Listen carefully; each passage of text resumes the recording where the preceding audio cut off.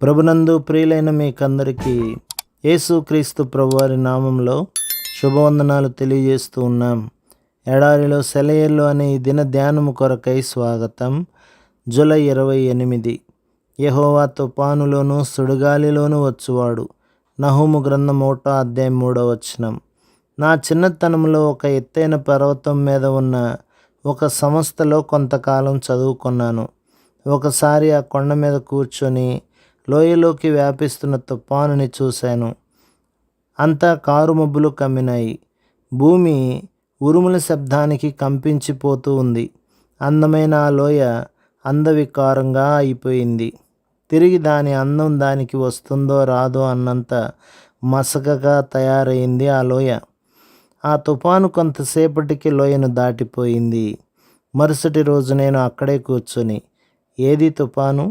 ఆ తుఫాను తెచ్చిన చీకటంతా ఏది అని అడిగాననుకోండి, లోయలోని పచ్చగడ్డి ఇలా జవాబిచ్చేది.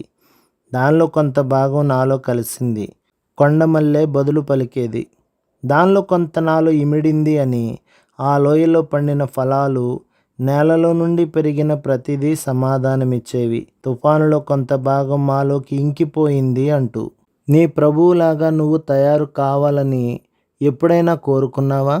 ఆత్మఫలం కోసం ఆశించావా? ప్రేమ ఇచ్చే నెమ్మది, నమ్రతల కోసం ప్రార్థించావా? అయితే నీ జీవితాన్ని కమ్ముకున్న తుఫాను గురించి భయపడకు. తుఫానులోనూ దీవెన ఉంది. తుఫాను తర్వాత ఎన్నెన్నో పూలు పూస్తాయి, కాయలు కాస్తాయి, నువ్వు ఫలిస్తావు. ఆకాశపు మ్లానవదనం కార్చే కన్నీళ్లు పూలు పూయిస్తాయి. ఏడ్చే కళ్ళు లేకుంటే ఆనందాలు కూడా ఉండవు.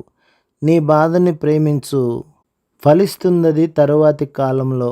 ఇంద్రధనస్సుని చూడు. కన్నీళ్లలో నుండి దేవుడు ఎంత అందమైన దాన్ని చేశాడో చూడు. ప్రభు మిమ్మును, మీ కుటుంబమును, మీ సంఘమును దీవించి ఆశీర్వదించునుగాక. ఆమేన్.